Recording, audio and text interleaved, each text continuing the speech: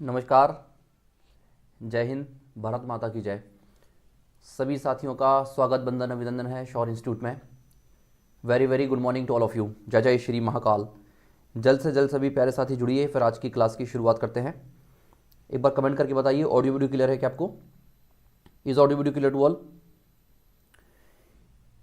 आप सभी प्यारे साथियों का स्वागत बंदन अभिनंदन है। साक्षी, अमीषा, सभी का स्वागत बंदन अभिनंदन है बेटा। राजकुमारी, अंजलि, शालिनी, खुशी, प्रियांक, हेमंत, देवेश, महेंद्र, पवन, सुनील, सभी का बहुत बहुत स्वागत है। मोहम्मद एमडी, सभी का स्वागत है। अमीषा ठाकुर,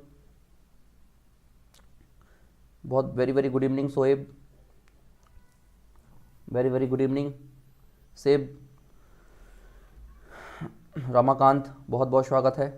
वैभव, चलिए सभी लोग जुड़ते जाइएगा। देवेंद्र, बहुत बहुत स्वागत बंदन अभिनंदन है। प्यारे साथियों, आपको जानकारी होगी कि एमपीपीएससी प्रीलिम्स के लिए आप सभी बहुत अच्छे से जानते हैं कि एमपीपीएससी प्रीलिम्स के लिए हम unit number 4 MP geography cover कर रहे हैं। एमपी ज्योग्राफी का ये सेकंड लेक्चर है। This is second lecture of MP geography. इस सेशन में प्यारे साथियों आपको बहुत अच्छे से पता है कि कंप्लीट एमपी ज्योग्राफी को हम कवर करने वाले हैं। एमपी ज्योग्राफी को हमने अपने लास्ट लेक्चर में स्टार्ट किया था, जिसका नाम था क्लाइमेटोलॉजी। तो अगर आपने इसके पहले का लेक्चर नहीं देखा है तो आप बड़े आराम से जो है इसके पहले का लेक्चर रिकॉर्डेड देख सकते हैं। आज हम क्लाइमेटोलॉजी पर चर्चा करेंगे, तो जल्दी से सभी साथी जुड़ जाइएगा, फिर आज की क्लास की शुरुआत करेंगे आपके सभी के साथ। जल्दी से जुड़ेंगे सभी प्यारे साथी। ओजस्वी Rajput, very very good morning बेटा। जय हिंद। सभी प्यारे साथियों का स्वागत वंदन अभिनंदन है। एमपी ज्योग्राफी की कंप्लीट क्लास आप जानते हैं शौर्य इंस्टीट्यूट के एप्लीकेशन पर चल रही है। चलिए तो स्टार्ट करते हैं। तो प्यारे बच्चों, हम देखते हैं कि आज के हमारे क्या क्या पॉइंट ऑफ डिस्कशन रहने वाले हैं। तो हम बेसिकली मध्य प्रदेश के क्लाइमेट पर चर्चा कर रहे थे। तो एमपी की क्लाइमेटोलॉजी देख रहे थे कि मध्य प्रदेश की जलवायु कैसे है। हमारी प्यारा मध्य प्रदेश, भारत का हृदय कहे जाने वाली मध्य प्रदेश की जलवायु कैसी है, ये हमें समझना पड़ेगा। तो इस चीज़ को जानने के लिए प्यारे बच्चों, आप बहुत अच्छे से जानते हैं कि मैंने एमपी की जलवायु विशेषताएं आपको लास्ट लेक्चर में बताई थी। लास्ट लेक्चर में मैंने आपको बताई थी कि मध्य प्रदेश की जलवायु की क्या क्या विशेषताएं हैं।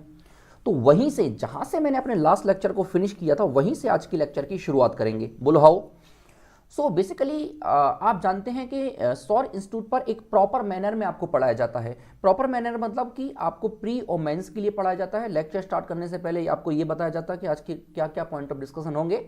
आज हमने मुलाकात करी है, तो आज इस एक घंटे में हम क्या सीख कर जाएंगे, क्या नया सीख कर जाएंगे। सो let's see the point of discussion. आप सभी ने सिलेबस देख रखा होगा बहुत अच्छे से, बहुत अच्छे से सभी लोगों ने एमपीपीएससी प्रीलिम्स का सिलेबस देख रखा होगा। जो भी प्यारे साथियों में इंफॉर्मेशन आपको पढ़ाने वाला हूं, the concept which will discuss by me, जो भी कंसेप्ट मैं आपके साथ डिस्कस करूंगा वो आपकी एमपीपीएससी प्रीलिम्स और मेंस दोनों के लिए प्यारे बच्चों यूजफुल होंगे। सो हम एमपी की क्लाइमेट से हमने स्टार्ट किया है, मध्य प्रदेश के क्लाइमेट से। सो ये वाला पॉइंट ऑफ डिस्कशन आज हम समाप्त कर लेंगे और कल से हम मध्य प्रदेश में ड्रेनेज सिस्टम को स्टार्ट करेंगे। चलिए सो लेट्स स्टार्ट। तो प्यारे बच्चों, आज के पॉइंट ऑफ डिस्कशन क्या रहने वाले हैं, देखते जरा। सो आज का हमारा फर्स्ट पॉइंट ऑफ डिस्कशन रहेगा कि what is the characteristics of MP climate. Madhya Pradesh की जलवायु की क्या विशेषताएं हैं। ये क्वेश्चन आपको 7 मार्क्स पर लिखने को आ सकता है, ये क्वेश्चन आपको 3 मार्क्स पे लिखने को आ सकता है, और साथ ही साथ प्रीलिम्स में तो बार बार, अनेक बार, कई कई बार, हर बार लगातार क्वेश्चन बनते हैं, है ना। सेकंड पॉइंट ऑफ डिस्कशन आज का रहेगा प्यारे बच्चों कि मध्य प्रदेश में ऋतुओं को देखेंगे कि मध्य प्रदेश में कौन कौन से सीजन पाए जाते हैं। विंटर सीजन की चर्चा करेंगे, समर सीजन की चर्चा करेंगे, रेनी सीजन की चर्चा करेंगे, है ना। इसके अलावा नेक्स्ट पॉइंट ऑफ डिस्कशन होगा, सारे सीजन को अलग अलग करके देखेंगे। विंटर सीजन को देखेंगे, इसके बाद हम मध्य प्रदेश में आप जानते हैं समर सीजन को देखेंगे, रेनी सीजन को देखेंगे। मध्य प्रदेश में वर्षा का वितरण किस प्रकार से है, रेनफॉल डिस्ट्रीब्यूशन किस प्रकार का है, मध्य प्रदेश में तापमान का वितरण किस प्रकार से है, मध्य प्रदेश में टेम्परेचर वेरिएशन कैसे होता है, इन सबको समझेंगे। इसके बाद हमारा अगला पॉइंट ऑफ डिस्कशन रहेगा temperature variation in Madhya Pradesh. Last but not least, mains exam में इस चैप्टर से सबसे इंपॉर्टेंट पॉइंट ऑफ डिस्कशन होने वाला है क्लाइमेटिक रीजन ऑफ मध्य प्रदेश। मध्य प्रदेश के जलवायु प्रदेश। मध्य प्रदेश को 4 जलवायु क्षेत्रों में बांटा जाता है। कौन कौन से जलवायु क्षेत्र हैं, उनकी क्या क्या विशेषताएं हैं, उनमें तापमान कैसा होता है, उसमें वर्षा का पैटर्न कैसा होता है, रेनफॉल पैटर्न कैसा होता है, उनकी जलवायु कैसी है, इसकी चर्चा करेंगे। और आज का प्यारे बच्चों हमारा पॉइंट ऑफ डिस्कशन है, जो भी आज हम इस सेशन में पढ़ेंगे उसके एमसीक्यू, क्योंकि देखो पढ़ने के साथ साथ प्रैक्टिस भी उतना ही इंपॉर्टेंट रोल है। तो जो भी हमने आज पढ़ा है उसके पीवाईक्यू, प्रीवियस ईयर में एमपीपीएससी और अदर एग्जाम में जो क्वेश्चन पूछेगा उनकी हम क्या करेंगे, चर्चा करेंगे। और मेंस के क्वेश्चन की भी चर्चा करेंगे कि इस चैप्टर से सर हमारे मेंस में कैसे क्वेश्चन आते हैं।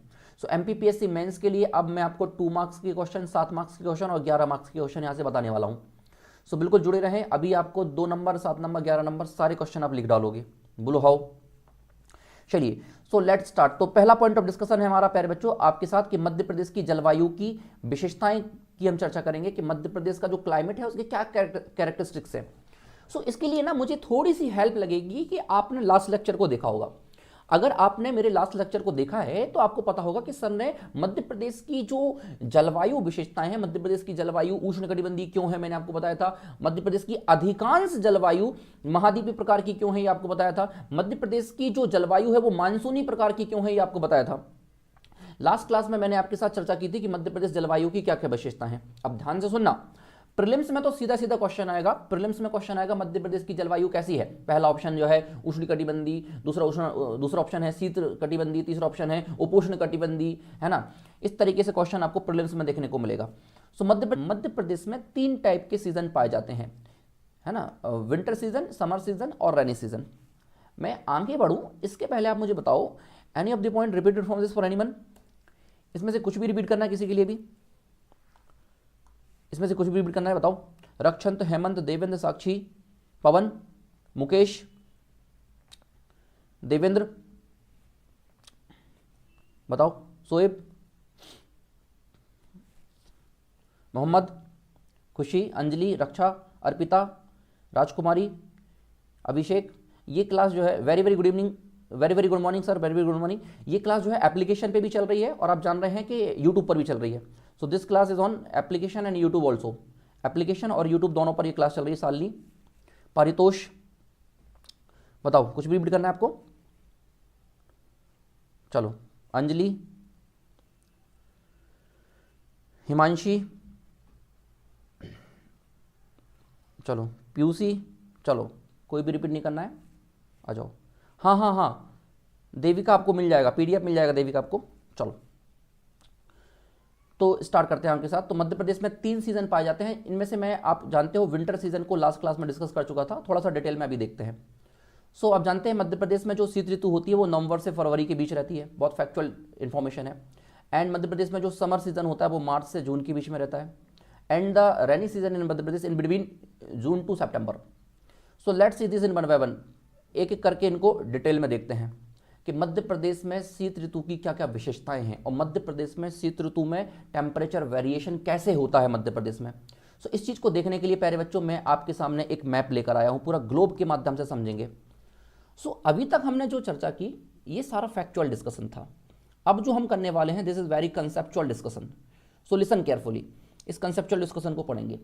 ये हमारा ग्लोब है, आप जानते हैं।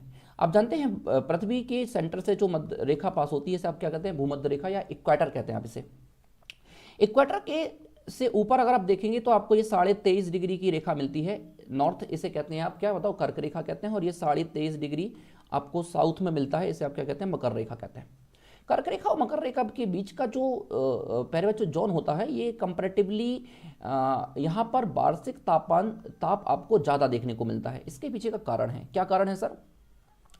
इसके पीछे का कारण ये है प्यारे बच्चों कि ये जो क्षेत्र होता है ना, यहाँ पर सूर्य की किरणें अधिकांश समय तक लंबवत आपको देखने को मिलती हैं।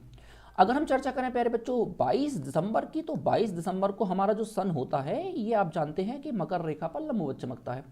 और अगर हम 21 जून की चर्चा करें तो जून में आप जानते हैं कि हमारा जो सूर्य होता है वो आप जानते हैं कि कर्क रेखा पर लंबवत चमकता है। और इसके अलावा प्यारे बच्चों आप जानते हैं 21 मार्च और 23 सितंबर 2 डेट ऐसी हैं जहां पर विषुवत रेखा पर अर्थात इक्वेटर पर हमारा जो सन होता है वो लंबवत होता है। अब जरा ध्यान से सुनना, पहले मुझे एक क्वेश्चन का आंसर दो कि मध्य प्रदेश में जो शीत ऋतु होती है, जो विंटर सीजन होता है, ये कब से कब होता है? तो आप कहेंगे सर मध्य प्रदेश में जो विंटर सीजन होता है ये नवंबर से फेब के बीच में होता है। बोलो हाउ। अब आपको कुछ नहीं करना है, अगर मध्य प्रदेश में शीत ऋतु का आपको खेला समझना है, खेला ये क्या खेला है मध्य प्रदेश में, शीत ऋतु का क्या खेल है। तो आपको ये बताना पड़ेगा कि मध्य प्रदेश में विंटर सीजन कब से कब तक रहता है, सर नवंबर से फरवरी के बीच में रहता है। अब आप सन की बस पोजीशन देख लो, आपको कुछ नहीं करना है, बस आपको ऑब्जर्व करना है कि इस ड्यूरेशन में जो हमारा सन है इसकी पोजीशन क्या है। तो आप देख रहे हो कि 22 दिसंबर को सन यहाँ है। अब सन जो है इस 22 दिसंबर को यहाँ और इस तरफ चलना चालू करेगा, इस तरफ चलना चालू करेगा, और आप जानते हैं 21 मार्च आते आते तक ये विषुवत रेखा तक पहुंच जाएगा, और मार्च के बाद और आगे बढ़ेगा, अप्रैल मई जून तक कहाँ पहुंचेगा, ये कर्क रेखा तक पहुंचेगा।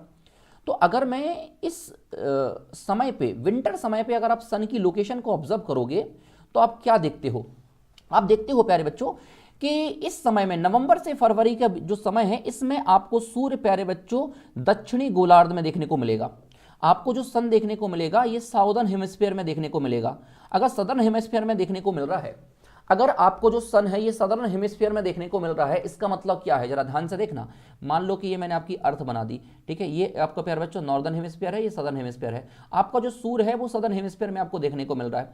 इसका मतलब ये है प्यारे बच्चों कि सदर्न हेमिस्फीयर में तो आपको अच्छी खासी गर्मी देखने को मिलेगी, लेकिन जो नॉर्थर्न हेमिस्फीयर है, जो हमारा उत्तरी गोलार्ध है, यहाँ पर कंपैरेटिवली टेम्परेचर लो रहेगा, क्योंकि सूर्य कहाँ है अभी, सूर्य दक्षिणी गोलार्ध में है। तो दक्षिणी गोलार्ध में आपको गर्मी देखने को मिलेगी, लेकिन उत्तरी गोलार्ध आप जानते हैं कंपैरेटिवली उतना गर्म नहीं होगा। अब अगर हम चर्चा करें भारत की तो जरा ध्यान से देखना, इसी में मैं इंडिया को इंट्रोड्यूस करता हूं। तो जब सन प्यारे बच्चों, प्यारा बच्चा, जब सन हमारा दक्षिणी गोलार्ध में है तो आप जानते हैं कि उस समय पे भारत में और मध्य प्रदेश में ठंड पड़ रही है। भारत में और मध्य प्रदेश में क्या पड़ रही है, ठंड पड़ रही है। लेकिन धीरे धीरे आप देखेंगे कि ये सूर्य धीरे धीरे कहाँ जाने वाला है, उत्तरी गोलार्ध की ओर ट्रांसफर करने वाला है। तो धीरे धीरे आप जानते हैं जैसे जैसे नवंबर से फरवरी, मार्च, अप्रैल, मई आएगा तो टेम्परेचर बढ़ता जाएगा, और विंटर सीजन खत्म होते होते आप जानते हैं कि समर सीजन शुरू हो जाएगा। अब ध्यान देने वाली बात यह है कि अगर मैं इस मध्य प्रदेश की पोजीशन को ऑब्जर्व करूं, ये देखो मैंने मध्य प्रदेश को जूम करके बनाया हुआ है, आई होप कि आपको ये मैप बिल्कुल क्लियर दिख रहा होगा। सो आप जान रहे हैं कि सन कहां पर है, सन आप जानते हैं कि भैया सन जो है ये दक्षिणी गोलार्ध में है। तो आप मुझे बताओ कि अगर सूर्य दक्षिणी गोलार्ध में है तो वहां से आप बताओ मुझे बेतुल, सूर्य से सबसे ज्यादा दूरी पर बेतुल है, या आपको मुझे बताना पड़ेगा सूर्य से सबसे ज्यादा दूरी पर नर्मदापुरम है या शिवपुरी है। तो अगर आप देखोगे तो सूर्य से सर्वाधिक डिस्टेंस पर आपको क्या देखने को मिल रहा है, सूर्य से सर्वाधिक डिस्टेंस पर आपको क्या देखने को मिल रहा है, शिवपुरी देखने को मिल रहा है। तो आप देखेंगे कि चूंकि शिवपुरी की कंपैरेटिवली डिस्टेंस ज्यादा है, किस समय पर, नवंबर से फरवरी के समय पर, इसलिए आप देखेंगे मध्य प्रदेश में जो सबसे ठंडा स्थान जो ऑब्जर्व किया जाता है ये शिवपुरी ऑब्जर्व किया जाता है। तो जो उत्तरी मध्य प्रदेश है, उत्तरी मध्य प्रदेश जो है ये कर्क रेखा देखो यहां से गुजर रही है। जो उत्तरी मध्य प्रदेश है आप जान रहे हैं, उत्तरी मध्य प्रदेश में इस समय पे नवंबर से फरवरी के बीच में उत्तरी मध्य प्रदेश में ज्यादा ठंड पड़ेगी कंपैरेटिवली किसके, बताओ, दक्षिणी मध्य प्रदेश के। ये हमारा नॉर्थ मध्य प्रदेश है और ये साउथ मध्य प्रदेश है। तो इसलिए आप देखोगे प्यारे बच्चों कि जो टेम्परेचर है, विंटर सीजन का टेम्परेचर कहां से कहां जाने की ओर बढ़ेगा। अब देखो लॉजिकल क्वेश्चन, जो ऐसे क्वेश्चन एमपीपीएससी प्रीलिम्स ने लास्ट ईयर में पूछे हैं। तो अब आपसे मैं एक बेहतरीन क्वेश्चन आपको बताने जा रहा हूं, आप मुझे बताओगे क्या आंसर जाने वाला है, बताओगे। चलो तो आपको बताना है, मुझे बताओ कि शीत ऋतु में मध्य प्रदेश का तापमान कहां से कहां जाने पर बढ़ता, कहां से कहां जाने पर कम होता है। शीत ऋतु में मध्य प्रदेश का तापमान कम होता है। पहला ऑप्शन नॉर्थ टू साउथ जाने पर, दूसरा ऑप्शन साउथ टू नॉर्थ जाने पर, तीसरा ऑप्शन ईस्ट टू वेस्ट जाने पर, चौथा ऑप्शन वेस्ट टू ईस्ट जाने पर। The temperature of Madhya Pradesh in winter season fall, fall मतलब कि कम होना, north to south, south to north, east to west या वेस्ट टू ईस्ट। इस टाइप के क्वेश्चन आप देखो एमपीपीएससी प्रीलिम्स के, फॉरेस्ट सर्विस के या अदर सर्विस के या सिविल सर्विस के क्वेश्चन उठा के देखो, आपको क्वेश्चन मिलेंगे। तो आप क्या देख पा रहे हो कि शीत ऋतु में मध्य प्रदेश का तापमान आप जान रहे हैं दक्षिण से उत्तर की तरफ जाने पर कम होगा, दक्षिण से उत्तर की तरफ जाने पर क्या हो जाएगा, कम हो जाएगा। अगर इसी क्वेश्चन को मैं अपोजिट फॉर्म में पूछूं बेटा, अगर इसी क्वेश्चन को मैं बदल के पूछूं कि मध्य प्रदेश में कहां से कहां शीत ऋतु में किस तरफ तापमान बढ़ेगा, अभी मैंने क्वेश्चन पूछा था कि किस तरफ तापमान घटेगा, अगर मैं इसको उल्टा करके पूछ लूं कि शीत ऋतु का तापमान बढ़ता है, तो शीत ऋतु का तापमान बढ़ता कब है, नॉर्थ में कम होता है और दक्षिण की तरफ बढ़ेगा, है ना। और अगर कम होने की चर्चा करूं तो दक्षिण में ज़्यादा है, नॉर्थ की तरफ कम होगा। क्वेश्चन प्यारे बच्चों बदल के पूछे जा सकते हैं, तो ध्यान रखना। अब इस पूरी कहानी को मैं कंक्लूड करने वाला हूँ। तो विंटर सीजन जो होता है, विंटर सीजन में मध्य प्रदेश का टेम्परेचर साउथ टू नॉर्थ जाने पर कम होता है, साउथ टू नॉर्थ जाने पर कम होता है। इसलिए आप देखोगे कि शिवपुरी हुआ, ग्वालियर हुआ, मुरैना हुआ, ये बहुत जबरदस्त ठंड वाले इलाके हैं, इनमें कड़ाके की ठंड पड़ती है साहब, मजा आ जाता है साहब। जो भिंड, मुरैना, ग्वालियर, दतिया, शिवपुरी के जो लोग होते हैं, जब वो इंदौर में आके बस जाते हैं, उन्हें ठंड नहीं लगती है। उन्हें काहे की ठंड लगती है? एक हल्की पतली सी जैकेट डाल के घूमता है लौंडा इंदौर में, भंवर कुआ पे भंवर कुआ के भंवर में माहौल काट रहा होता है वो ठंड के दिनों में, है ना। लेकिन जो प्यारे बच्चों आप जान रहे हैं, जो बैतूल, नर्मदापुरम, सीहोर, देवास, ये मालवा क्षेत्र का अगर व्यक्ति उत्तरी मध्य प्रदेश में चला जाए ठंड के समय, तो बोलेगा यार कड़ू है रे, भारी कड़ू है, बहुत ठंड है। समझ पा रहे हो? तो इस तरफ ज्यादा ठंड पड़ेगी आपको। Is this clear to all? अब जरा ध्यान से सुनना। मध्य प्रदेश में आप जानते हैं जो शीत ऋतु होती है इसे सियाला कहा जाता है। इसे क्या कहा जाता है? सियाला कहा जाता है। मध्य प्रदेश में शीत ऋतु को अपन सियाला कहते हैं। अब यहां पर हमें कुछ फैक्ट जो है इकोनॉमिक सर्वे के अनुसार अपडेट करने पड़ेंगे। इकोनॉमिक सर्वे के अनुसार कैसे अपडेट करने पड़ेंगे? मध्य प्रदेश का जो एवरेज कोल्डेस्ट प्लेस है ना वो शिवपुरी है, लेकिन according to economic survey 2021 that is Pachmarhi. तो कुछ फैक्ट्स को हम अपडेट करते हैं। ओके, आ जाओ। सो आप जानते हैं मध्य प्रदेश जो विंटर सीजन होता है मध्य प्रदेश में कब से कब तक होता है? आपको पता है प्यारे बच्चों, नवंबर से कब तक होता है? फेब तक होता है। नवंबर से फेब तक होता है। इसमें सूर्य कहाँ होता है? दक्षिणी गोलार्ध में होता है, जिसके कारण मध्य प्रदेश में जो है तापमान कम देखने को मिलता है। ठीक है, सूर्य कहाँ होता है प्यारे बच्चों? दक्षिणी गोलार्ध में होता है, भूमध्य रेखा के दक्षिण में होता है, जिससे टेम्परेचर कैसा होता है? लो होता है। विंटर सीजन को किस अन्य रूप में अन्य नाम से जाना जाता है? So winter season is also known as सियाला। इससे अपन प्यारे बच्चों सियाला भी कहते हैं, साला नहीं है ये। अब जो कुंवारा लड़का है ना उसे साला साला सुनाई देता है, दिन में साला, रात में साला, हमेशा साला। साला और साली नहीं है, ये सियाला है। शीत ऋतु का प्रभाव प्यारे बच्चों उत्तरी मध्य प्रदेश में अधिक देखने को मिलता है। अभी मैंने आपको इन्फॉर्म किया कि जो नॉर्दर्न मध्य प्रदेश है वो कंपैरेटिवली ज्यादा कोल्ड है। ठीक है, सो शीत ऋतु का प्रभाव जानते हैं ट्रॉपिक ऑफ कैंसर के ऊपर ज्यादा देखने को मिलता है। ठीक है, शीत ऋतु में हल्की फुल्की मध्य प्रदेश जो होता है ना विंटर सीजन में हल्की फुल्की रेनफॉल भी रिसीव करता है। The rainfall which is received in winter season in Madhya Pradesh is known as what? मावट। उससे अपन मावट कहते हैं। शीत ऋतु में मध्य प्रदेश में वेस्टर्न डिस्टर्बेंस के कारण जो रेनफॉल रिसीव होता है, जो प्रेसिपिटेशन रिसीव होता है, उसे अपन क्या कहते हैं? मावट कहते हैं। और ये जो मावट होता है मतलब शीतकालीन जो वर्षा होती है, पश्चिमी विक्षोभ के कारण मध्य प्रदेश में जो शीतकालीन वर्षा होती है उसे वह रबी की फसल के लिए बहुत अच्छी मानी जाती है ना। वो रबी की फसल के लिए अच्छी मानी जाती है। मध्य प्रदेश में सबसे ठंडे माह कौन से होते हैं? दिसंबर जनवरी जो होता है कंपैरेटिवली ठंडा होता है। 2 महीने की तो ठंड होती है अपने यहाँ, दिसंबर जनवरी। दिसंबर जनवरी निकल गया, ठंड गई। थोड़ी बहुत फरवरी में पड़ती है, बहुत ज़्यादा नहीं। ठीक है, इसके अलावा आप जानते हो कि सबसे ठंडा स्थल कौन सा है? शिवपुरी है। लेकिन कोल्डेस्ट प्लेस हमारा शिवपुरी है। लेकिन प्यारे बच्चों अकॉर्डिंग टू इकोनॉमिक सर्वे मध्य प्रदेश का सबसे ठंडा स्थल पचमढ़ी भी मानोगे आप। ठीक है, मध्य प्रदेश में विंटर सीजन में एवरेज टेम्परेचर क्या होता है? What is the average temperature of winter season? Point to be noted, underline करो। शीत ऋतु का औसत तापमान आप जानते हो मध्य प्रदेश का औसत तापमान मैंने आपको 21 डिग्री सेल्सियस बताया। लेकिन अगर शीत ऋतु का औसत तापमान पूछे तो शीत ऋतु का औसत तापमान आप कितना बताओगे? आपको 18 डिग्री सेल्सियस बताना पड़ेगा। 2021 के अनुसार अगर आप देखोगे, 2021 के अनुसार आप देखोगे प्यारे बच्चों, तो ये आपको कितना मिलने वाला है? ये सबसे ठंडा स्थल पचमढ़ी मिलने वाला है। ठीक है, सबसे ठंडा स्थल क्या मिलने वाला है आपको? पचमढ़ी मिलने वाला है। बोलो हाउ? 2021 के अनुसार देखोगे तो सबसे ठंडा स्थल आपको पचमढ़ी मिलेगा।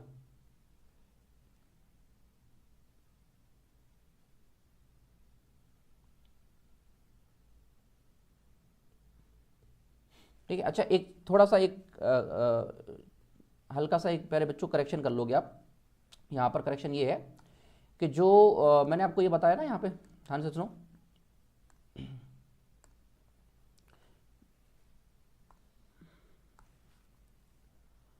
जो मैंने आपको यहाँ पे एवरेज टेम्परेचर बताया ना, एवरेज टेम्परेचर, तो मध्य प्रदेश का वार्षिक जो तापांतर मैंने आपको बताया है, इसमें थोड़ा सा आप करेक्शन करोगे। ये देखो,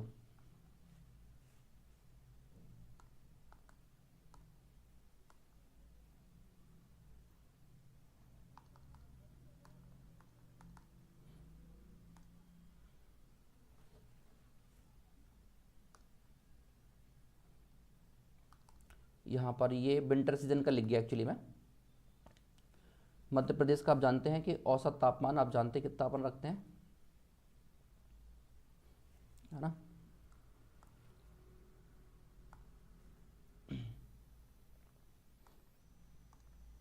ध्यान रखना।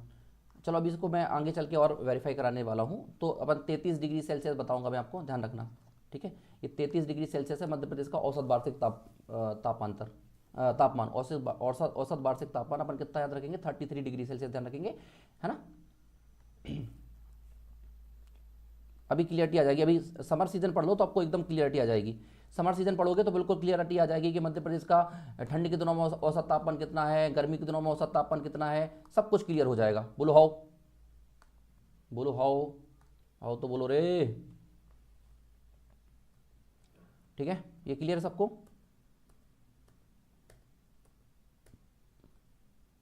चलो आ जाओ आगे चलते हैं आपके साथ। अब समर सीजन की चर्चा करते हैं। तो समर सीजन को समझने के लिए एक बार फिर से मैं आपको ग्लोब्स के माध्यम से समर सीजन समझाने वाला हूं। एक बार फिर से अपन ग्लोब के माध्यम से समर सीजन समझेंगे। इसमें से कुछ भी रिपीट करना है तो बताओ। Any of the point repeated from this for anyone. इसमें से किसी के लिए कुछ भी रिपीट करना है, बोलो जल्दी बोलो, स्पीड से।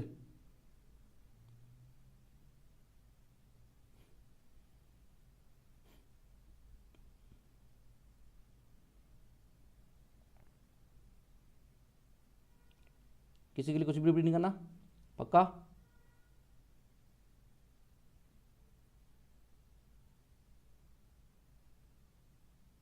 चलो तो आगे चलते हैं आपके साथ। तो अब देखो जरा, आप समर सीजन की चर्चा करते हैं। अब अगर हम समर सीजन की चर्चा करें तो ये कब से कब पड़ता है मध्य प्रदेश में, मार्च से जून के बीच में पड़ता है। तो ध्यान से समझना, मार्च से जून के बीच में होने क्या वाला है। ये देखो, ये हमारा ग्लोब है, ठीक है। ये नॉर्दर्न हेमिस्फीयर है, ये सदर्न हेमिस्फीयर है। अब प्यारे बच्चों, मार्च में आप जानते हैं, मार्च आते आते तक सूर्य जो है भूमध्य रेखा पर आ चुका होता है। अब भूमध्य रेखा से सूर्य को ग्रीष्म ऋतु में, जब मध्य प्रदेश में ग्रीष्म ऋतु होने वाली है, उस समय सन को कहाँ जाना है बताओ, नॉर्दर्न हेमिस्फीयर में आ जाना है।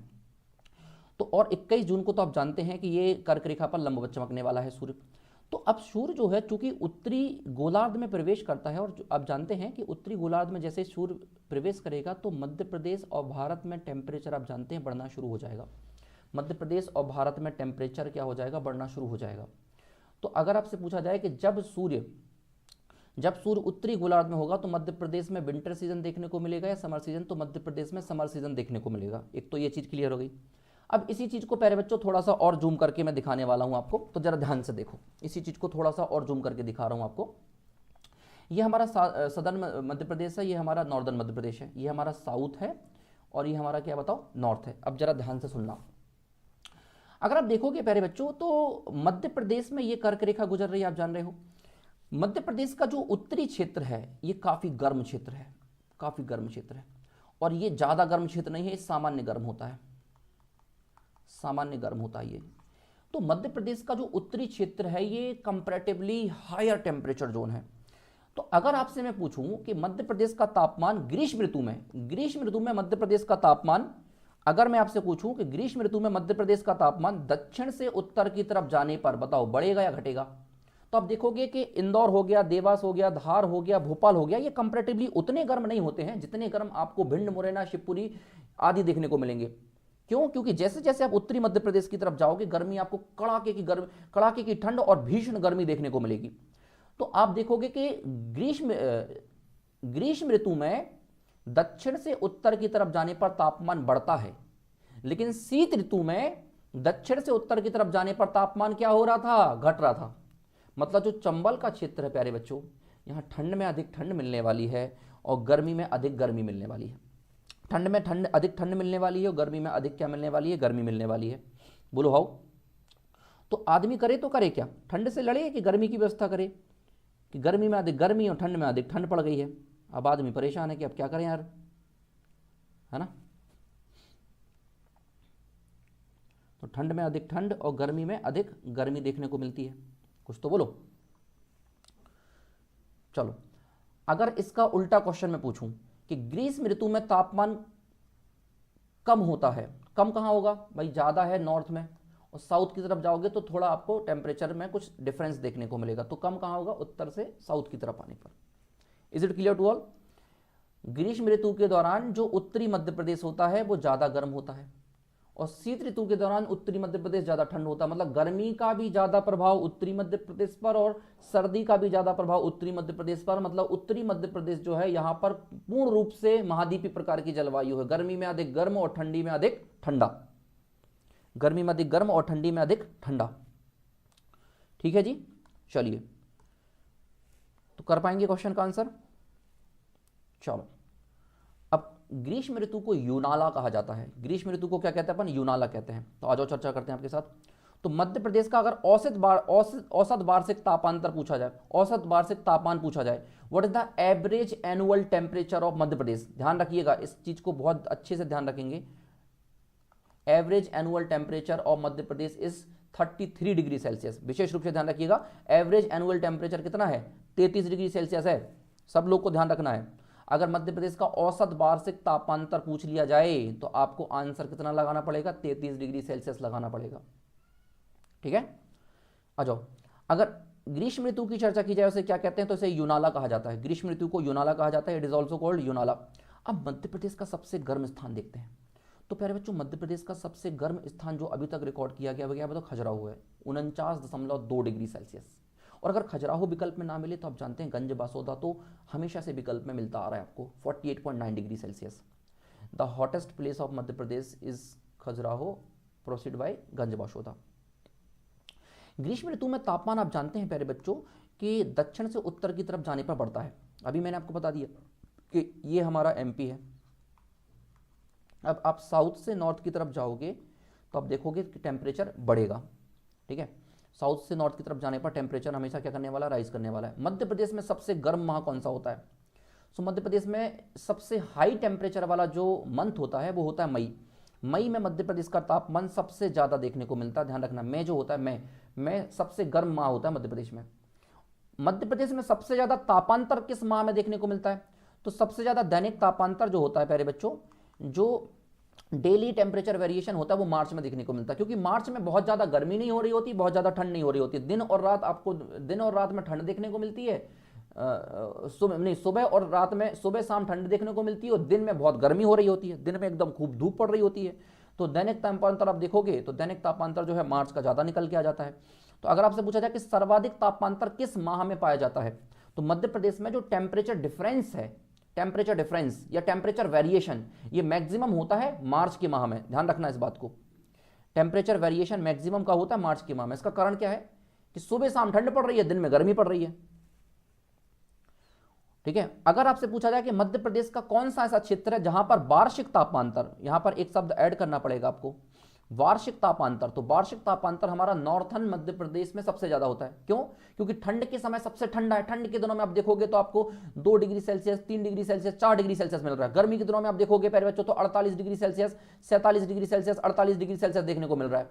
तो अगर आप वार्षिक तापांतर देखोगे, ठंड में खूब ठंडा, गर्मी में खूब गर्म, तो अगर आप वार्षिक तापांतर देखोगे, एनुअल टेम्परेचर डिफरेंस देखोगे आप, तो एनुअल टेम्परेचर डिफरेंस उत्तरी मध्य प्रदेश में सबसे ज्यादा देखने को मिलेगा।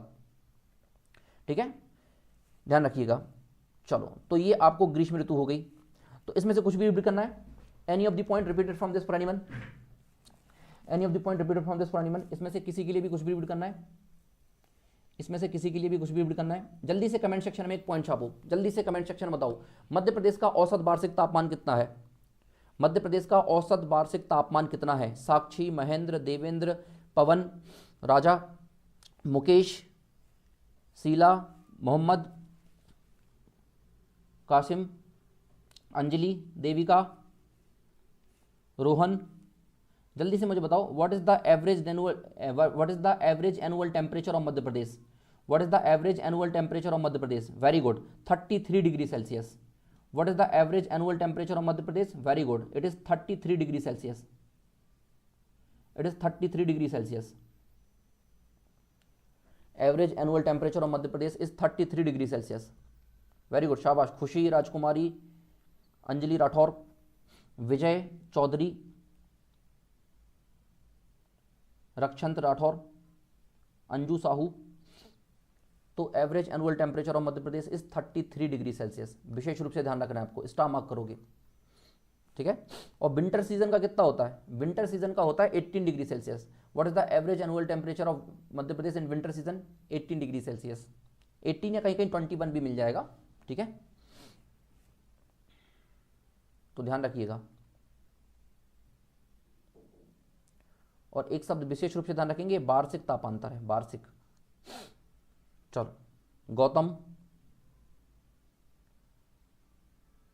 अब देखते हैं मध्य प्रदेश में वर्षा ऋतु, तो रैनी सीजन इन मध्य प्रदेश, मध्य प्रदेश में वर्षा ऋतु।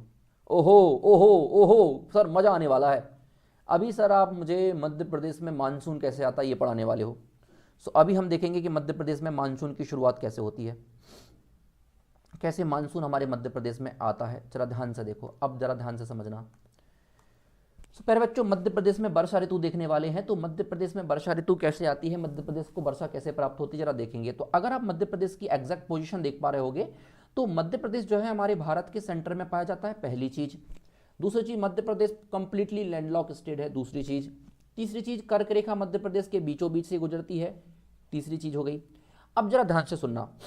आप जानते हैं प्यारे बच्चों कि जब गर्मी का सीजन आता है, तो गर्मी में आप जानते हैं प्यारे बच्चों कि तापमान कम हो जाता है, तापमान कम हो जाता है, सॉरी गर्मी में तापमान बढ़ जाता है, तापमान बहुत ज़्यादा बढ़ जाता है, इससे लो प्रेशर जोन बनने लगते हैं। लो प्रेशर जोन बनने लगते हैं तो यहाँ पर प्यारे बच्चों क्या बनने लगता है, लो प्रेशर जोन बनने लगता है। हिंद महासागर की अगर आप अरब सागर शाखा में देखोगे या बे ऑफ बंगाल शाखा में देखोगे, तो यहाँ पे लो प्रेशर जोन बनने लगते हैं, ठीक है ना। जहाँ पर तापमान क्या होता है बताओ, तापमान ज़्यादा होता है तो यहाँ पे लो प्रेशर जोन बनने लगते हैं। यहाँ पर तापमान ज़्यादा है, टेम्परेचर क्या है बताओ, ज़्यादा है, टेम्परेचर ज़्यादा है तो प्रेशर क्या है बताओ, कम है। सो यहाँ पर कंपैरेटिवली हाई प्रेशर जोन होगा, यहाँ कंपैरेटिवली हाई प्रेशर जोन होगा, यहाँ कंपैरेटिवली क्या होगा, लो प्रेशर जोन होगा।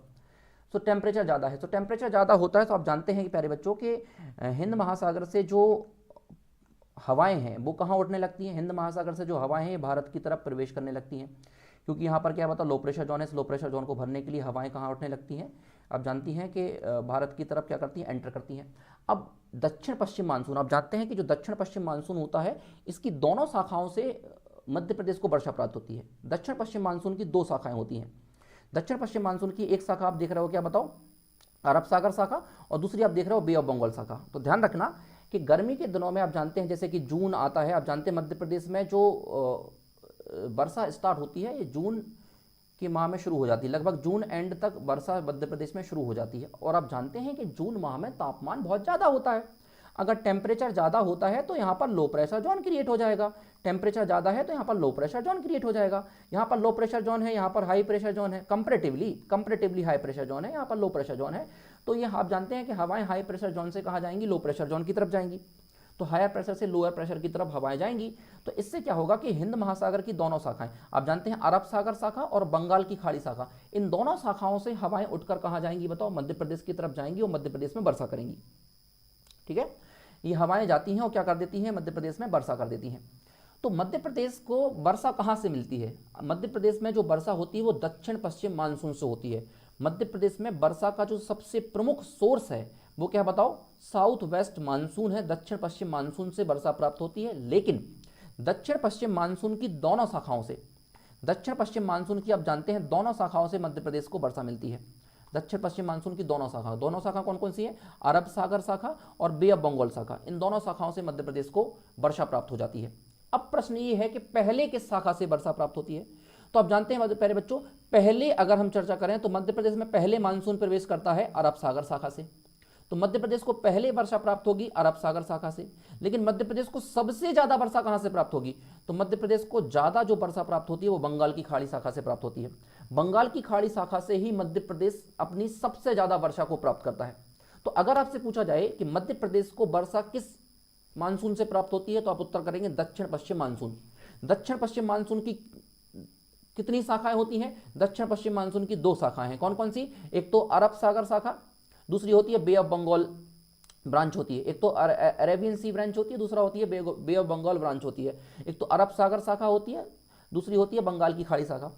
मध्य प्रदेश सबसे पहले किस शाखा से वर्षा प्राप्त करता है, तो सबसे पहले अरब सागर की शाखा से वर्षा प्राप्त करता है। लेकिन सबसे ज्यादा ज़्यादा मात्रा में वर्षा कहाँ से प्राप्त करता है, तो बंगाल की खाड़ी शाखा से प्राप्त करता है। जून जुलाई के माह में आप जानते हैं तापमान ज़्यादा होता है, तापमान ज़्यादा होने के कारण यहाँ पर लो प्रेशर क्रिएट हो जाता है। हवाएं लो प्रेशर को भरने के लिए जो है आप जानते हैं मैदानी क्षेत्र की तरफ गति करती हैं, मैदानी क्षेत्र में जाकर क्या करने लगती है, वर्षा करने लगती है। इस तरह से दक्षिण पश्चिम मानसून से मध्य प्रदेश को वर्षा प्राप्त हो जाती है। इस तरह से दक्षिण पश्चिम मानसून से मध्य प्रदेश को क्या हो जाती है, वर्षा प्राप्त हो जाती है। ठीक है, और सबसे पहले मध्य प्रदेश किस मानसून से वर्षा प्राप्त करता है, जल्दी कमेंट सेक्शन में छापना पड़ेगा, जल्दी बोलो। मध्य प्रदेश सबसे पहले किस मानसून से वर्षा प्राप्त करता है, किस शाखा से वर्षा प्राप्त करता है? शालिनी, अंजलि, खुशी, देवेंद्र, राजा, शोएब, पवन, जल्दी बताओ। मध्य प्रदेश सबसे पहले किस शाखा से वर्षा प्राप्त करता है? तो सबसे पहले प्राप्त करेगा अरब सागर शाखा से वर्षा। और सबसे ज़्यादा वर्षा किस शाखा से प्राप्त करता है? तो मध्य प्रदेश सबसे ज़्यादा वर्षा प्राप्त करता है बंगाल की खाड़ी शाखा से, बंगाल की खाड़ी शाखा से। ठीक है, चलो, ये मध्य प्रदेश ज्योग्राफी का जो कंप्लीट कोर्स है ये बाइलिंगुअल चलने वाला है। बाइलिंगुअल के साथ साथ सौर इंस्टीट्यूट के एप्लीकेशन पर कंप्लीट कोर्स अवेलेबल है। अभी शुरुआती कुछ स्टूडेंट्स के लिए मैंने 399 रखा है मात्र, पूरी कंप्लीट एमपी ज्योग्राफी बाइलिंगुअल 399। बहुत जल्दी ये फीस जो है पहले बच्चों 499 हो जाएगी। शुरुआत के लिए बच्चों के लिए 399 रखी गई है। ठीक है, आ जाओ।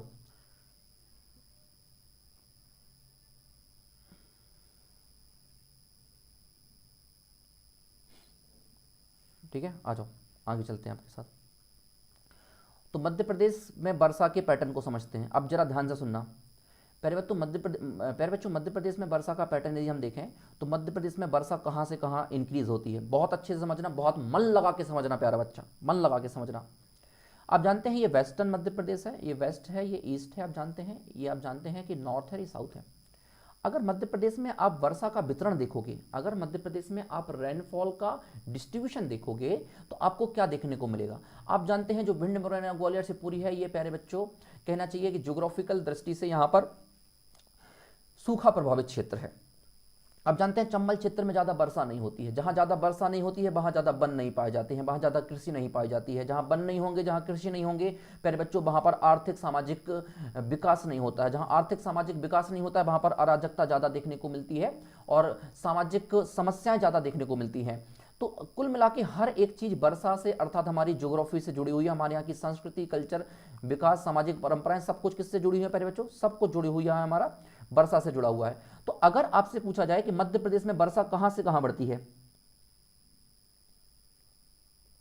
अगर आपसे कोई पूछे कि मध्य प्रदेश में वर्षा कहां से कहां बढ़ती है, तो मध्य प्रदेश में पश्चिम से पूर्व की तरफ जाने पर वर्षा बढ़ती है। देखो आप एरो कहां जा रहा है, एरो जा रहा है पश्चिम से पूर्व की तरफ। तो अगर आपसे पूछे कि मध्य प्रदेश में वर्षा कहां बढ़ती है, पूर्वी मध्य प्रदेश में ज्यादा वर्षा होगी या पश्चिमी मध्य प्रदेश में? तो पूर्वी मध्य प्रदेश में ज्यादा वर्षा होगी। आप देखेंगे शहडोल, अनूपपुर, मंडला, बालाघाट, ये जो क्षेत्र आप देखेंगे ये सबसे ज्यादा वर्षा वाला क्षेत्र है। अगर आपसे पूछा जाए नॉर्थन मध्य प्रदेश में ज्यादा वर्षा होती है या सदर्न मध्य प्रदेश में, तो आप देखेंगे कि जो दक्षिणी मध्य प्रदेश है जैसे कि हमारा छिंदवाड़ा, बैतूल, हरदा, नर्मदापुरम, यहाँ ज्यादा वर्षा होगी। तो अगर हम वेस्ट टू ईस्ट देखें तो ईस्टर्न मध्य प्रदेश में ज्यादा वर्षा हो रही है। अगर मैं प्यारे बच्चों नॉर्थ टू साउथ देखें तो तो दक्षिणी मध्य प्रदेश में ज्यादा वर्षा हो रही है। अगर इन दोनों बातों को मैं क्लब कर दूं, तो आप एक चीज देखेंगे। आप क्या देखेंगे प्यारा बच्चा, आप एक चीज देखेंगे कि मध्य प्रदेश का जो आप देखेंगे जो दक्षिण पूर्वी क्षेत्र है, मध्य प्रदेश का जो दक्षिण पूर्वी क्षेत्र है ये सबसे ज्यादा वर्षा रिसीव करता है। उत्तर दक्षिण में दक्षिणी मध्य प्रदेश में सबसे ज्यादा वर्षा।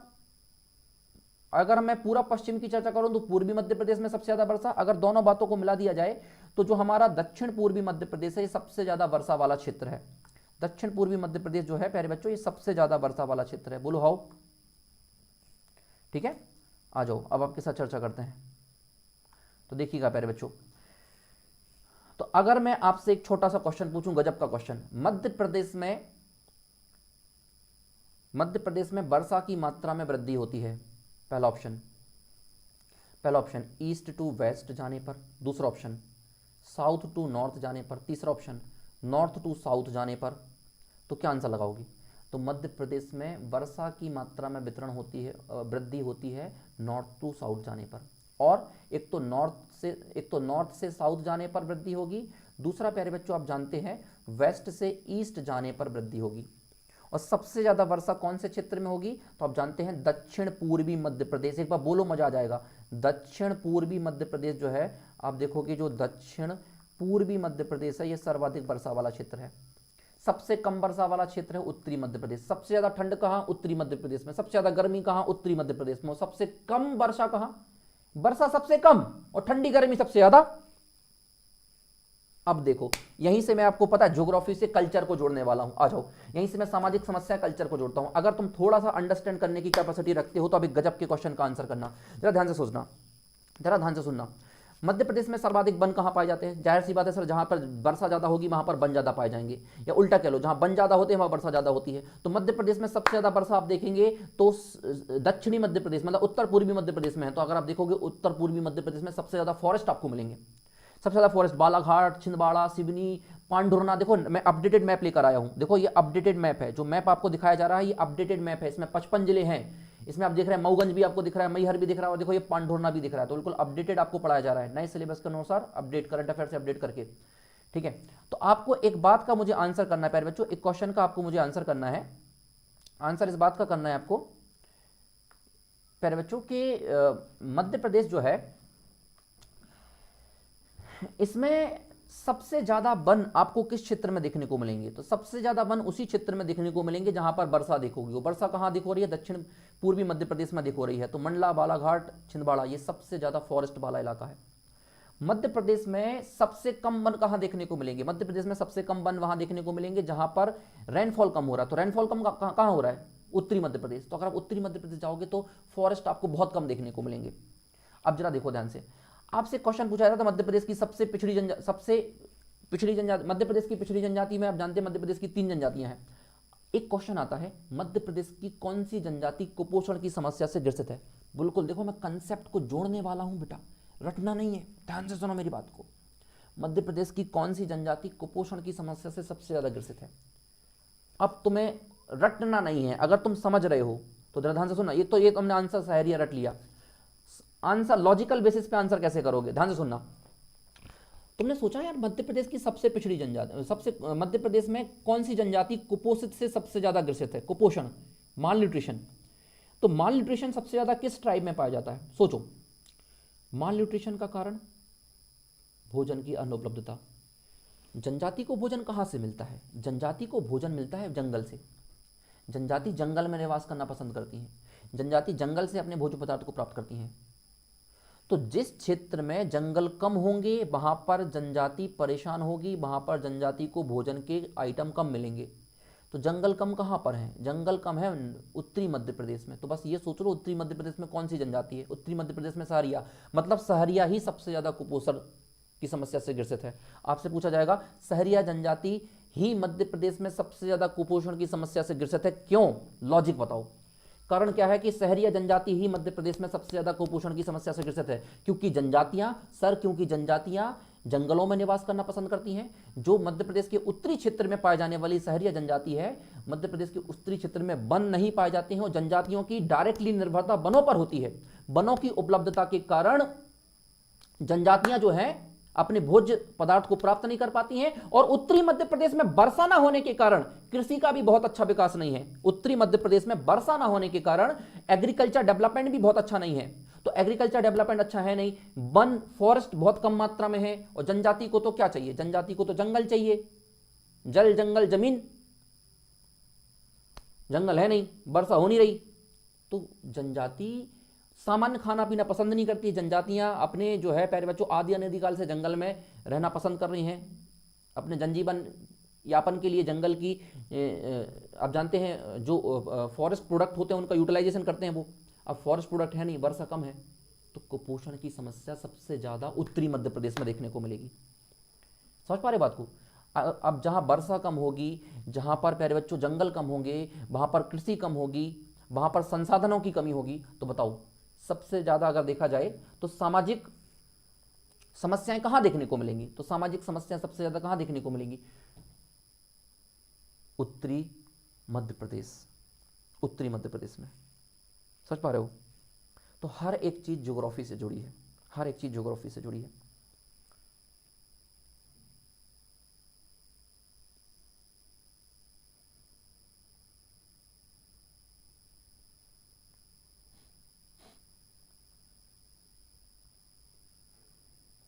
अधिक गर्म का समझ आ रहा है, बट अधिक ठंड क्यों होती है नॉर्थ साइड। हेमंत गर्ग में देखो हर बच्चे का नाम बिल्कुल क्लास की शुरुआत से ले रहा हूँ, आप अभी अभी जुड़े हुए हो।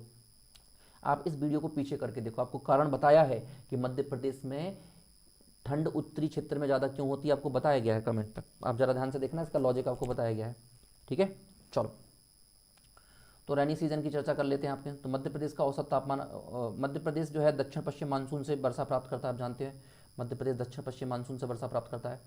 मध्य प्रदेश में दक्षिण पश्चिम मानसून की बंगाल की खाड़ी शाखा से सबसे ज़्यादा वर्षा होती है और अरब सागर शाखा से कम वर्षा होती है।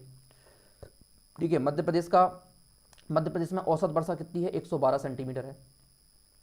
लेकिन अगर आप इकोनॉमिक सर्वे 2021 के अनुसार देखोगे, so according to economic survey 2021 the average annual rainfall of Madhya Pradesh का एवरेज रेनफॉल कितना है, 102.4 centimetre. This is according to economic survey 2021। This is average data of many year, this is the average data according to economic survey. ठीक है, तो मध्य प्रदेश में औसतन वर्षा कितनी होती है, 122 सेंटीमीटर, लेकिन 2021 के अनुसार पूछा जाए तो 102.4 सेंटीमीटर। ठीक है, देखो ग्रीष्म ऋतु को हमने क्या कहा था, यूनाला। शीत ऋतु को क्या कहा था, शियाला। और वर्षा ऋतु को हम कहते हैं चौमासा। तो मध्य प्रदेश में वर्षा ऋतु को चौमासा भी कहा जाता है, ध्यान रखना। विंटर सीजन को हम चौमासा भी कहते हैं। मध्य प्रदेश में सबसे ज़्यादा वर्षा वाला स्थान कौन सा है, पचमढ़ी है। और सबसे ज़्यादा वर्षा वाला जिला पूछा जाए तो आप जानते हैं सबसे ज़्यादा जंगल है बालाघाट में, और सबसे ज़्यादा वर्षा कहाँ मिलती है, बालाघाट में मिलती है। लेकिन अगर पूछा बालाघाट और नर्मदापुरम मतलब कि होशंगाबाद, तो बालाघाट, नर्मदापुरम, होशंगाबाद, छिंदवाड़ा, बैतूल, ये सबसे ज़्यादा वर्षा वाले क्षेत्र होंगे। ठीक है, अगर आपसे पूछा जाए मध्य प्रदेश में सबसे ज़्यादा वर्षा वाला स्थान बताओ, तो सबसे ज़्यादा वर्षा वाला स्थान पचमढ़ी है। पचमढ़ी में लगभग एवरेज 199 सेंटीमीटर, लगभग 200 मान लो, मोटा मोटी 200 याद रखो, 200 सेंटीमीटर वर्षा हो जाती है। ठीक है, सबसे कम वर्षा आप जान ही रहे हो, सबसे कम वर्षा कहाँ होगी, उत्तरी मध्य प्रदेश में। उत्तरी मध्य प्रदेश मतलब कि गौहद, भिंड, मुरैना, ग्वालियर, शिवपुरी एक कम वर्षा वाला क्षेत्र है, जिसमें भी सबसे कम रिकॉर्डेड जो रेनफॉल है, मिनिमम रिकॉर्डेड रेनफॉल कहाँ का है, भिंड का है। भिंड में भी गोहद। ठीक है, विशेष रूप से ध्यान रखिएगा।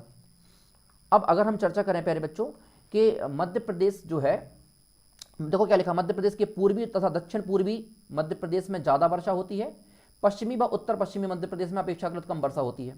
ये मैंने आपको तो मैप से समझा दिया। एमपी की ज्योग्राफी को भी हम मैपिंग के थ्रू पढ़ रहे हैं, तो ये तो मैंने आपको मैप से समझा दिया कि जो हमारा पूर्वी और दक्षिण पूर्वी मध्य प्रदेश है, यहाँ पर वर्षा होती है ज़्यादा, और जो पश्चिमी और उत्तर पश्चिमी मध्य प्रदेश है, यहाँ पर वर्षा होती है क्या बताओ, कम। ठीक है, बोलो हाउ। कुछ और एक्स्ट्रा फैक्ट हैं जो आपको रिमेंबर करना पड़ेगा। लौटते हुए मानसून से भी मध्य प्रदेश में थोड़ी बहुत वर्षा हो जाती है, लिटिल बिट, बहुत कम मात्रा में, थोड़ी बहुत मात्रा में बूंदाबांदी हो गई। लौटते हुए मानसून से वर्षा बहुत कम मात्रा में होती है, हाँ, लेकिन पश्चिमी विक्षोभ से वर्षा होती है मध्य प्रदेश में। मध्य प्रदेश में पश्चिमी विक्षोभ से वर्षा होती है, जिसे मावट कहा जाता है। ठीक है, दिसंबर जनवरी के माह में आप जानते हैं कि वेस्टर्न डिस्टर्बेंस के कारण वर्षा होती है, जिसे आप मावट कहते हो।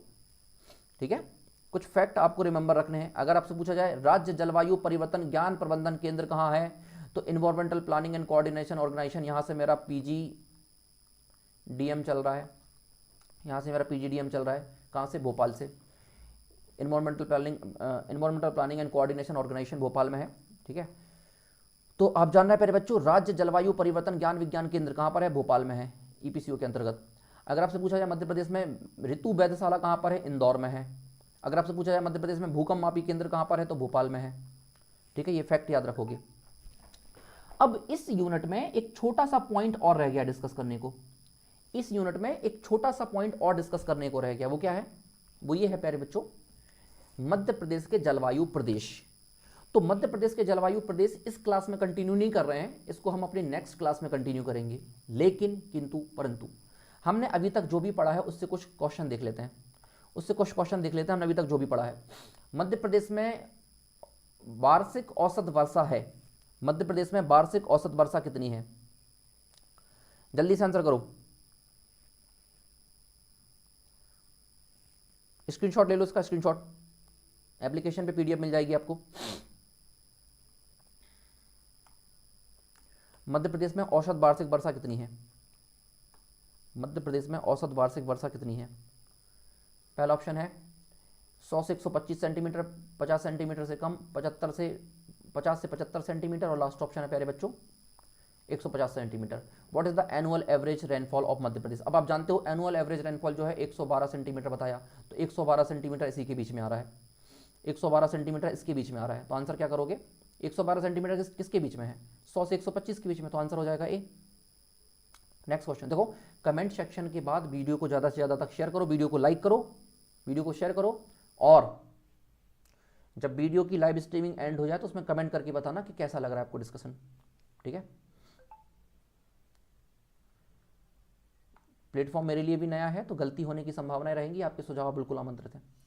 मध्य प्रदेश को कितने जलवायु क्षेत्रों में बांटा जाता है? ये कल का डिस्कशन है, कल पढ़ाएंगे आपको, ये कल पढ़ाएंगे, लेकिन फिर भी अभी आंसर कर दो अगर पता हो तो, पूर्व ज्ञान के अनुसार। अभी बताया था क्लास की शुरुआत में। मध्य प्रदेश को कितने जलवायु क्षेत्रों में बांटा जाता है? How many climate zone has Madhya Pradesh been divided? How many climate zone Madhya Pradesh have been divided? तो आप जानते हैं Madhya Pradesh is divided in 4 climate zone. Madhya Pradesh कितने जलवायु क्षेत्रों में है? 4 जलवायु क्षेत्रों में। और मैं आपको बता दूं, कंप्लीट एमपी ज्योग्राफी बाइलिंगुअल पढ़ेंगे, मैपिंग की मदद से पढ़ेंगे, प्री वुमेन्स दोनों के क्वेश्चन करेंगे सौर इंस्टीट्यूट के एप्लीकेशन पर। कंप्लीट कोर्स आपको मिल जाएगा, ठीक है।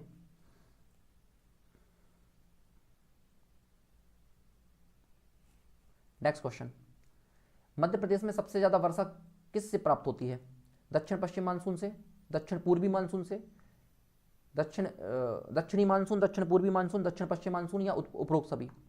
तो मध्य प्रदेश में सबसे ज्यादा वर्षा किस मानसूनल पैटर्न से गेन होती है? South monsoon, south east monsoon, south west monsoon, या ऑल ऑफ दिस? जल्दी से आंसर करो सभी लोग, एप्लीकेशन के स्टूडेंट्स भी आंसर करो।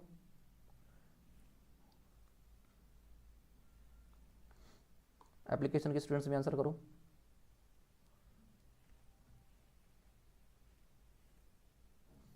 तो आप जानते हैं मध्य प्रदेश में सबसे ज़्यादा वर्षा किससे प्राप्त होती है? मध्य प्रदेश में सबसे ज़्यादा वर्षा आप जानते हैं कि दक्षिण पश्चिम मानसून से प्राप्त होती है, सॉरी दक्षिण पश्चिम मानसून, क्षमा करो, दक्षिण पश्चिम मानसून से प्राप्त होती है।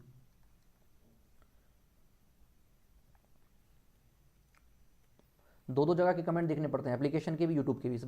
इसमें कई बार क्या होता है, मेरा ध्यान भटक जाता है, इसलिए बहुत दिनों तक यूट्यूब और एप्लीकेशन दोनों पर क्लास कंटिन्यू नहीं चलेंगी, क्लास केवल एप्लीकेशन पे चलेंगी, मेरा ध्यान भटक जाता है। कहीं लो प्रेशर की जगह मैं कई बार फिर हाई प्रेशर लिख देता हूँ, या जहाँ हाई प्रेशर लिखना वहाँ लो प्रेशर लिख देता हूँ, फिर बाद में सुधारना पड़ता है।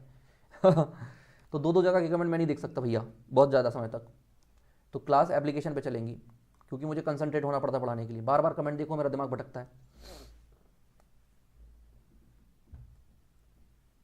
मध्य प्रदेश की जलवायु है, climate of Madhya Pradesh, monsoonal, dry climate, cold climate, या ऑल ऑफ दीज? तो आप जानते हैं मध्य प्रदेश की जलवायु ट्रॉपिकल है और मानसूनल है, ट्रॉपिकल है, मानसूनल है, और है ना। तो आंसर क्या जाएगा? आंसर जाएगा ए फॉर एप्पल। मध्य प्रदेश की जलवायु जो है वो मानसूनल जलवायु है, ठीक है।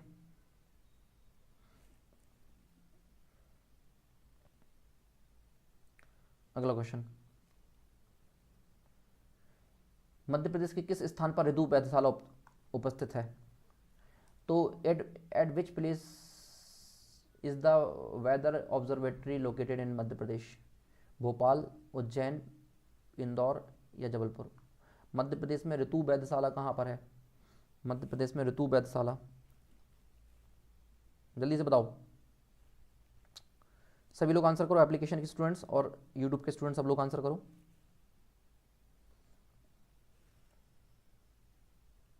मध्य प्रदेश में ऋतु वेधशाला कहाँ पर है?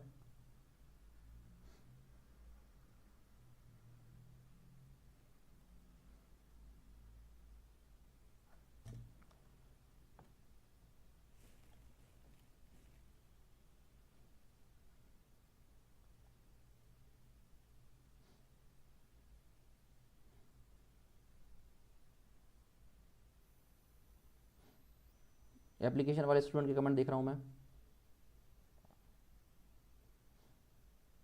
बताओ मध्य प्रदेश में ऋतु वेधशाला कहाँ है, बताओ।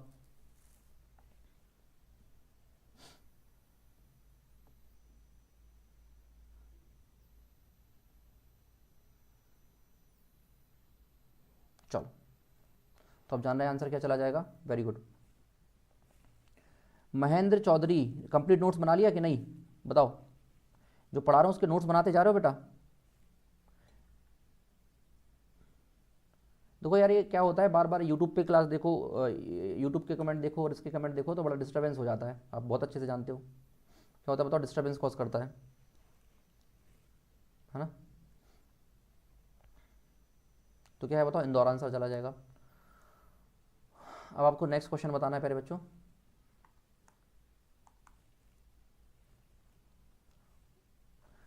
मध्य प्रदेश में ग्रीष्म ऋतु में औसत तापमान बढ़ता है।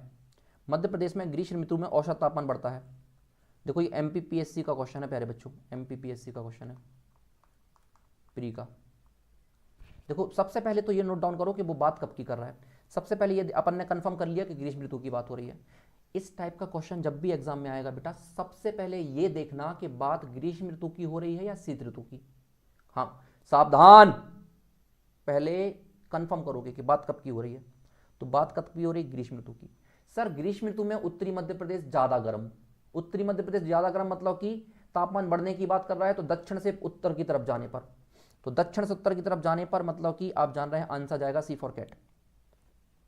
कितना बेसिक क्वेश्चन है, अरे उड़ा दोगे आप गर्दे। अभी तो क्या है कि मैं सोया नहीं हूं ढंग से, इसलिए आज मैंने ज़्यादा एनर्जी से पढ़ाया नहीं, कल रात में सोया नहीं मैं, ठीक है। अभी आप देखो गर्दे उड़ेंगे। पूरी एमपी ज्योग्राफी जो है आपकी उंगलियों पर चलने वाली है, चाहे कंसेप्चुअल क्वेश्चन हो, चाहे फैक्चुअल क्वेश्चन हो, चाहे मेंस का क्वेश्चन हो। नेक्स्ट क्वेश्चन, मध्य प्रदेश के किस भाग पर सर्वाधिक तापांतर सबसे अधिक होता है। Which part of Madhya Pradesh has highest annual temperature difference. उत्तर, पूर्व, दक्षिण या पश्चिम। सबसे ज्यादा तापांतर, तापांतर का मतलब होता है ठंड में अधिक ठंड और गर्मी में अधिक गर्मी, ठंड में अधिक ठंड और गर्मी में अधिक गर्मी। तो ठंड में अधिक ठंड कहां पड़ती है, उत्तरी मध्य प्रदेश में। गर्मी में अधिक गर्मी कहां पड़ती है, उत्तरी मध्य प्रदेश में।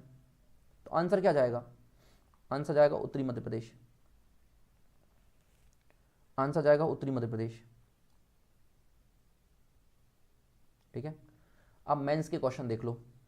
मेंस में 2 मार्क्स पे सीधा फैक्ट आएगा, 2 मार्क्स पे सीधा फैक्ट पूछा जाएगा। मध्य प्रदेश में सर्वाधिक वर्षा वाला स्थान लिखिए, 2 मार्क्स पे सीधा फैक्ट हो जाए। Which is the place with highest rainfall in Madhya Pradesh. सीधा आंसर लिख देना पचमढ़ी 199 सेंटीमीटर, ठीक है, जो कि मध्य प्रदेश की औसत वर्षा से कहीं गुना ज्यादा है। शीत ऋतु में होने वाली वर्षा को क्या कहते हैं, तो लिखो मध्य प्रदेश पश्चिमी विक्षोभ के कारण शीत ऋतु में कुछ मात्रा में वर्षा प्राप्त करता है, जिसे बावट कहा जाता है। ये रबी की फसल के लिए अच्छी होती है। What is the winter season rainfall called, ठीक है। अगला क्वेश्चन, कर्क रेखा मध्य प्रदेश के बीच से गुजरती है। भौगोलिक दृष्टि से आधा मध्य प्रदेश उष्ण कटिबंध में एवं आधा मध्य प्रदेश उपोष्ण कटिबंध में आता है, फिर भी मध्य प्रदेश की जलवायु उष्ण कटिबंधी मानसूनी है, क्यों। ओहो ओहो, कंसेप्चुअल क्वेश्चन है, फैक्ट के बेसिस पे नहीं लिख पाओगे, फैक्ट के बेसिस पे नहीं लिख पाओगे, 7 मार्क्स पे पूछा जाएगा, 7 मार्क्स पे। आप जानते हैं कि कर्क रेखा मध्य प्रदेश के बीच से गुजरती है। भौगोलिक दृष्टि से तो कर्क रेखा का नीचे का क्षेत्र कहां गया, उष्ण कटिबंध में, और ऊपर का क्षेत्र कहां गया, उपोष्ण कटिबंध में। लेकिन मध्य प्रदेश की जलवायु उष्ण कटिबंधी मानसूनी क्यों है, उष्ण कटिबंधी है क्योंकि प्यारे बच्चों कर्क रेखा मध्य प्रदेश के बीचों बीच से गुजरती है। लेकिन भारत के उत्तर में हिमालय की उपस्थिति के कारण ठंडी हवाएं भारत में प्रवेश न करने के कारण मध्य प्रदेश में भी प्रवेश नहीं कर पाती हैं, जिससे मध्य प्रदेश जो है अपेक्षाकृत गर्म बना रहता है। इसलिए मध्य प्रदेश की जलवायु उष्ण कटिबंधी है और मध्य प्रदेश दक्षिण पश्चिम मानसून से सर्वाधिक वर्षा प्राप्त करता है, इसलिए मध्य प्रदेश की जलवायु मानसूनी है। अर्थात हम कह सकते हैं मध्य प्रदेश की जलवायु उष्ण कटिबंधी मानसूनी है। मध्य प्रदेश एक लैंडलॉक स्टेट भी है। अब ठीक है, अब इस क्वेश्चन का डिस्कशन कल पढ़ेंगे क्योंकि एक टॉपिक रह गया अभी मध्य प्रदेश के जलवायु क्षेत्र पढ़ना बाकी है, तो इस क्वेश्चन का डिस्कशन कल करेंगे। मध्य प्रदेश की जलवायु मानसूनी जलवायु है, इस कथन पर टिप्पणी लिखिए। जलवायु की दृष्टि से मध्य प्रदेश को कितने भागों में बांटा जा सकता है, ये 10 नंबर पे लिखने को आएगा। ये मेंस का क्वेश्चन है प्यारे बच्चों, एमपीपीएससी मेंस का क्वेश्चन है, ठीक है। So write a note on the statement that Madhya Pradesh has monsoonal climate. How many parts can Madhya Pradesh be divided in the terms of climate. इस क्वेश्चन का आंसर पर कल लिखेंगे, क्योंकि इस क्वेश्चन का आंसर लिखवाने के लिए मुझे आपको, इस क्वेश्चन का आंसर बताने के लिए मुझे आपको मध्य प्रदेश के जलवायु क्षेत्र पढ़ाने पड़ेंगे, जो कि अपन कल पढ़ेंगे, ठीक है। दोपहर 12 बजे यूट्यूब चैनल पर आज मध्य प्रदेश का इतिहास, उसके बाद 1 बजे षड दर्शन, नए सिलेबस के अनुसार नया टॉपिक पढ़ने के लिए तैयार रहना। आज शिवम गुप्ता सर आपके लिए लेकर आएंगे षड दर्शन मध्य प्रदेश में, और मजा आ जाएगा आपको षड दर्शन में, ठीक है। चलो, सो एप्लीकेशन पर प्यारे बच्चों कंप्लीट कोर्स अवेलेबल है, आप चाहें तो एप्लीकेशन पर जाके कंप्लीट कोर्स कर सकते हैं। मैं आपको बता दूं, इन 6 कोर्स के अलावा मध्य प्रदेश की जनजाति का कोर्स, बहुत जल्दी ही भारत के भूगोल का कोर्स, करंट अफेयर्स का कोर्स, सारे कोर्स अवेलेबल होने वाले हैं। 10 की 10 यूनिट आपको आने वाले 3-4 दिन में सौर इंस्टीट्यूट के एप्लीकेशन पर मिल जाएंगी। जो जो यूनिट आपको पढ़नी है यहाँ से पढ़ सकते हो आप।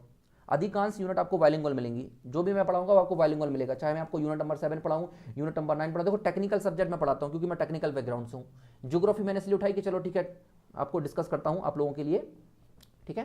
बाय द वे आप जानते हैं कि साइंस एंड टेक मेरे सब्जेक्ट हैं, ठीक है। चलो, लेकिन ज्योग्राफी में आपको मजा आएगा क्योंकि एमपी की ज्योग्राफी है मजेदार। तो स्वस्थ रहिए, मस्त रहिए, जिंदा दिल रहिए और जुड़े रहिए सौर इंस्टीट्यूट के साथ। बोलो how. Thank you so much. जय हिंद।